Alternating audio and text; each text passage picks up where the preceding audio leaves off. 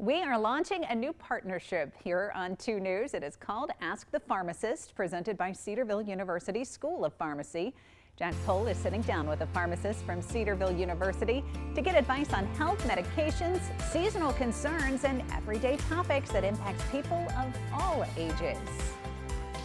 Thanks, Lauren. We are super excited about this. I'm here with Shannon Yarrows, a PharmD and assistant professor of pharmacy practice with Cedarville University. Thank you so much for joining us this afternoon. We're excited about this new program we're launching today. So let's dive right into this now. Sure, yeah. When should someone choose acetaminophen versus ibuprofen? Sure. So I get this question a lot. So when someone comes in and they say, hey, should I use, acetaminophen or ibuprofen? Acetaminophen is also known as Tylenol. Ibuprofen is also known as Motrin or Advil. And both can be used for pain or fever. Sometimes ibuprofen can be used a little bit more for swelling. I think of inflammation, muscle pain, those types of things. So if that's something that you're experiencing, I would maybe go towards the ibuprofen. Some little nuances between the two. If someone were to have maybe some liver issues, or if they're a heavy alcohol drinker, I would maybe stay away from acetaminophen, also known as Tylenol.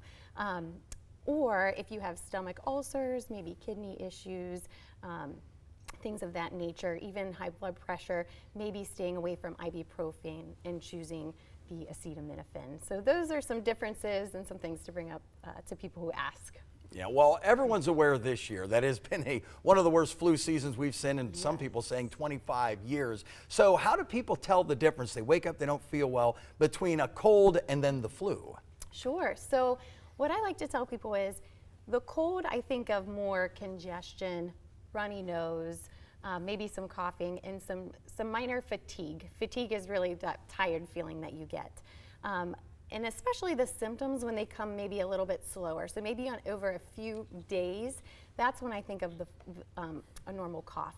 The flu usually comes a little bit quicker, very quick onset. You usually get a fever, chills, you're just feeling very achy, and that's what I think of when I think of the flu. So, and that comes on very quickly, like I was saying. So those are two ways to kind of decipher between the two.